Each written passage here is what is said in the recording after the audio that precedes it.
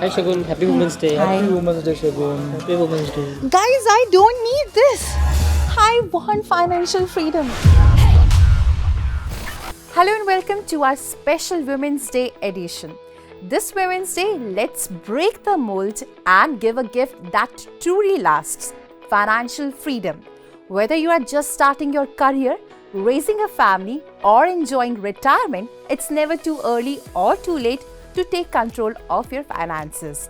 Today, we will explore how women of all ages can pave the way towards financial independence. Three things that you should remember is strategic investment, insurance cover, and third is debt management. Let's begin by looking at different age groups and the steps they can take. Financial freedom is a long-drawn journey, often stretching decades. It is progressive and not a one-time event, which implies that the more process-oriented a person is regarding their income, expenses and savings, the more incremental and financially free they would become over time. There is no magic wand or shortcut to create wealth. Great returns are an outcome of a fantastic investment process. So, how can she build investing resilience? Listen in here as our expert Sanchita Mukherjee shares key strategies for women of different age groups. Typically, what we see amongst investors is 18 to 34, you're salaried, you're earning, you have your EMIs going on, you have children's education, all of that. So typically, investors could look at higher allocation to equity mutual funds in terms of growth capital, in terms of creating a growth capital for themselves, for children's education, and for their retirement planning, which can start off very early on, which aids in the power of compounding, right? So typically 18 to 34 is more higher on the risk profile. 34 to 60 onwards, it is more balanced, because you have a lot more expenses coming up in terms of medical, in terms of children's needs increasing by the day, family needs increasing by the day, and all of that. And these are the slog years of your career, right? So the surplus from your salary generated is then goes back into wealth generating assets. Generally, women are better at dealing with money more than men. In the difficult times of the COVID-19 pandemic, it was the prudent budgeting skills, conservative approach, the innate habit of saving and discipline of the women in the households that helped families sail through challenging times.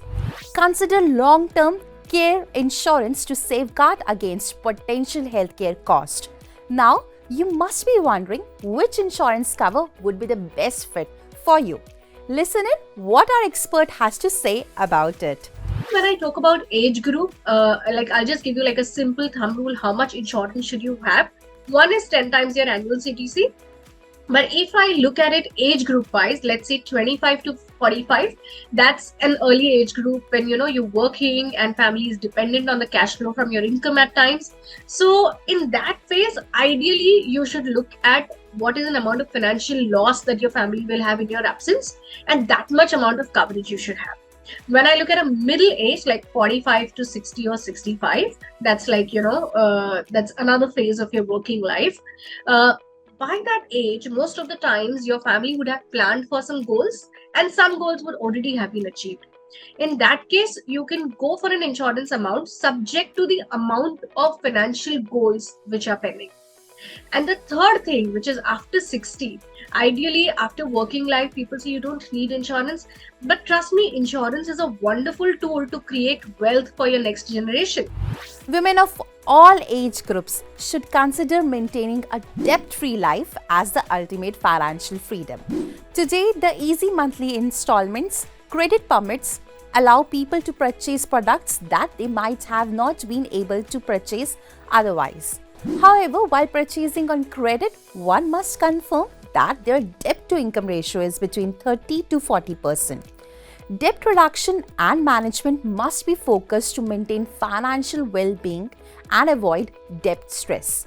Even at the time of retirement, financial planning remains essential to ensure a comfortable and secure future. So, let's understand what you should do to avoid debt traps. When you talk about a young person, maybe between the age of 18 and 30, what are the means of getting into a debt trap? Everybody's given a credit card. It's very easy because there's instant gratification in spending. And once you get into the debt trap with the credit card spending, you don't realize that it's very difficult to get out of because the interest rate which you're paying is very high. So what do you do when you get into a credit card debt? Number one, it's very easily said and very difficult to follow is to leave the credit card at home. We've had people where we had to cut up the credit card into pieces and say you cannot use the credit card any further till you find a plan to pay back the amount in full. Sit down with somebody to understand what is the kind of interest which you've paid on credit card so that you're demotivated from spending on the credit card. Do not take loans, personal loans or any kind of loans from people unless it is for something like if you're taking a loan for education, it's a different thing. You're building an asset. But if you're taking loans to just upgrade your telephone, upgrade your mobile phone or a vacation or a laptop, it's a complete no. You'll understand the spiral you get into and you'll possibly avoid it. It's completely avoidable. On this Women's Day, let's celebrate the strength and resilience of women everywhere.